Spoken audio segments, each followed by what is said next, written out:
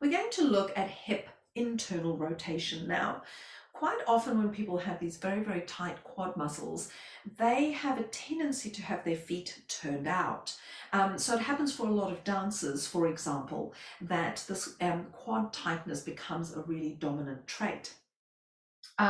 So what we start losing then is the ability to internally rotate and to create healthy movement both through external and internal rotation in the hip. Now we naturally have more external rotation in the hip because of the architecture of our hip joints and where the hips sit, but it doesn't mean that internal rotation isn't important. We just don't really want to put internal rotation under load. So I'm going to ask Fleur to really separate her legs out nice and wide, and her feet are going to be parallel. And we're just going to, first of all, just drop one leg inwards. And she's going to move slowly, and the hip will come up, and that's absolutely fine. The other leg might turn out a little. And then she is probably going to find quite a bit of stretch going on here. So, we want to see how far can she allow that leg to relax. And as she stays there for 2 or 3 breaths, she will be able to let the leg gradually sink lower and lower. And then she's going to come back. And she's going to slowly move over the other way. So the aim here is to move as slow as you can. Invite your body to the party. Invite your body to change. Don't just try and force it.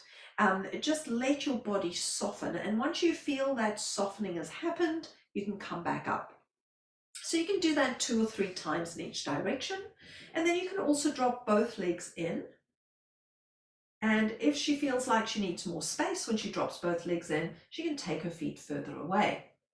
So if her knees are coming together, she will just have to find her range, and it's okay if the legs touch, but you just want to allow that internal rotation to happen, because it will often mean that as you come into those supine leg lifted positions, or even in side lying, that you're going to be a bit more comfortable.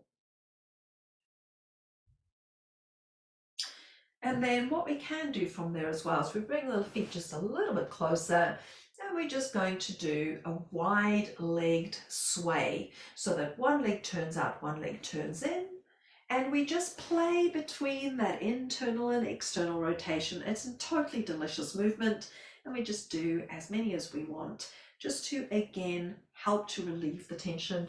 And, immediately I can see there's even more length through the front of Fleur's thigh there.